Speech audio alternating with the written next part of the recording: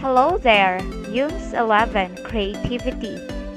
Welcome to Mataas Akahoy Senior High School. This is your subject 21st Century from the Philippines and the World. I am your subject teacher, Mrs. Chris Ann P. Politico.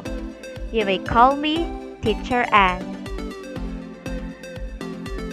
To start with, here is our first topic: geographic, linguistic, and ethnic dimensions of Philippine literacy history from pre-colonial to the contemporary.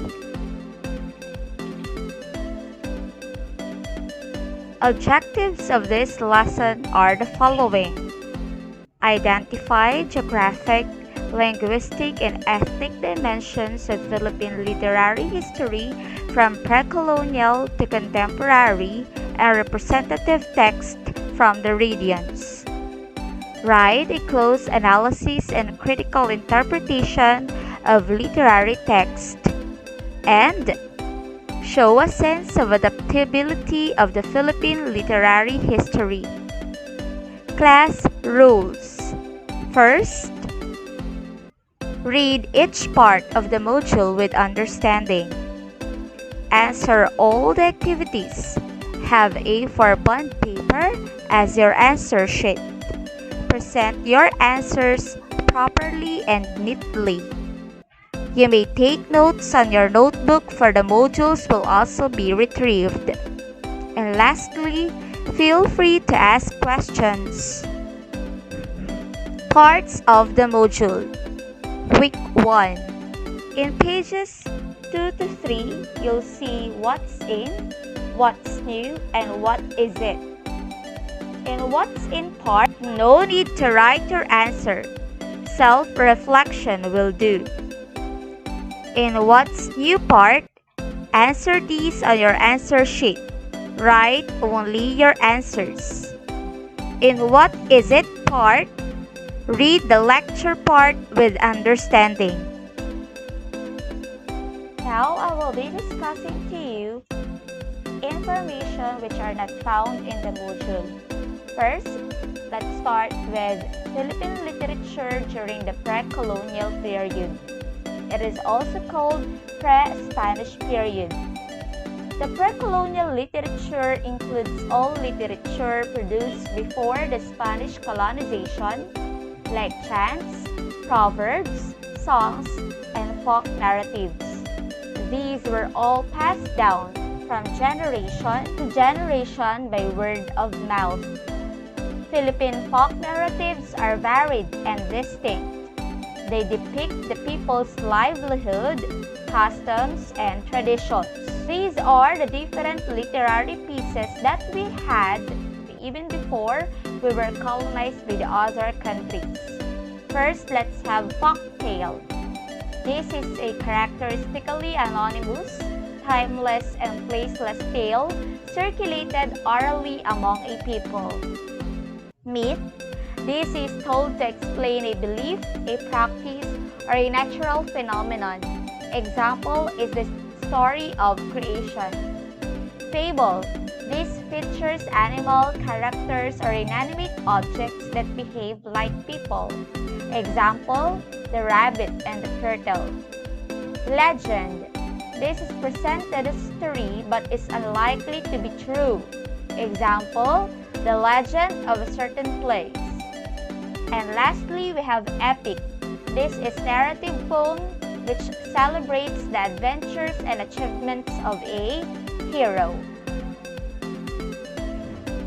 Now, I'll be discussing to you the Philippine literature under the different colonizers. First, let's have the Spanish colonization. Spanish or the Spaniards colonized us from 1565 to 1898, and that is for 333 long years.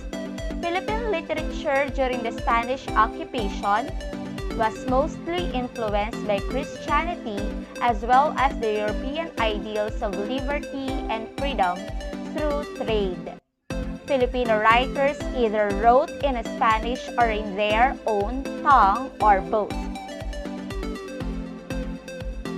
American colonization runs from 1898 to 1940. The U.S. established a civil government in 1901. Free public education was introduced. Also, English was the medium of instruction. The production of literary works in English is the direct result of the American colonization of the Philippines.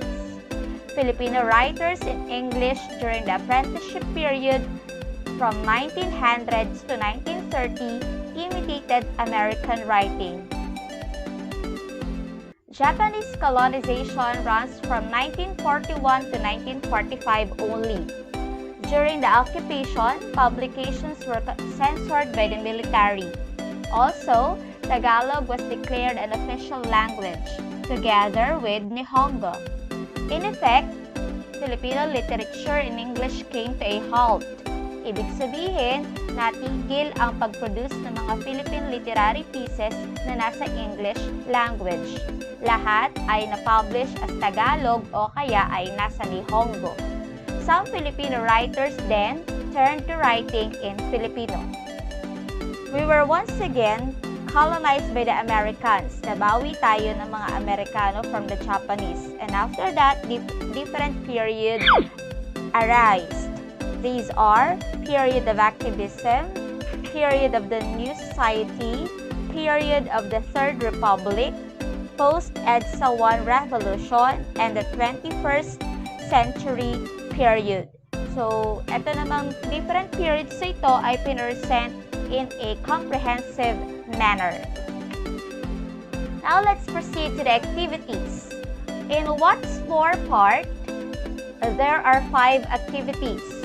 Activity 1, you'll have to write the letter of the correct answer on your answer sheet.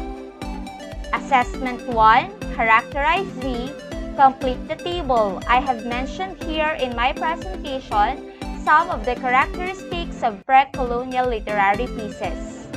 Activity 2, thinker's view. Write the answers only to the 3 questions. Assessment 2, closer look. Just write the 3 words which show the message of the given literary piece. Example of which is faith. Assessment 3 po, slaying a song. Give a 1-paragraph interpretation of the song Ang Bayan Ko. The paragraph must have a minimum of 5 sentences and a maximum of 10. Now we shall proceed to what I have learned. You may highlight this part in your notebook. This serves as a summary of the key points of the lesson. Lastly, in What I Can Do part, you are told to write a 3 to 5 paragraph essay based on the question in what way you can show a sense of adaptability to the diverse Philippines literary history. Take note that plagiarism is strictly prohibited. So that would be all. Thank you and God bless.